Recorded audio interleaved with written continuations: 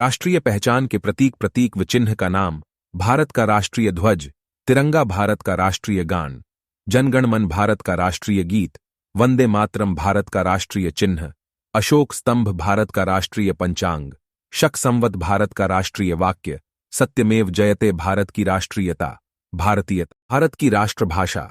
हिंदी भारत की राष्ट्रीय लिपि, देवनागरी भारत का राष्ट्रीय ध्वज गीत,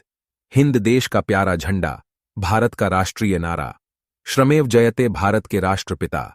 महात्मा गांधी भारत की राष्ट्रीय विदेश नीति, गुट निरपेक्ष भारत का राष्ट्रीय पुरस्कार, भारत रत्न भारत का राष्ट्रीय सूचना पत्र, श्वेत पत्र भारत का राष्ट्रीय वृक्ष, बरगद भारत की राष्ट्रीय मुद्रा, रुपया भारत की राष्ट्रीय नदी, गंगा भारत का राष्ट्रीय पक्षी, मोर भारत का राष्ट्रीय पशु, बाघ भारत का राष्ट्रीय फूल, कमल भारत का राष्ट्रीय फल, आम भारत की राष्ट्रीय योजना, पंचवर्षीय योजना भारत का राष्ट्रीय खेल, हॉकी भारत की राष्ट्रीय मिठाई, जलेबी भारत का राष्ट्रीय वृक्ष, बरगद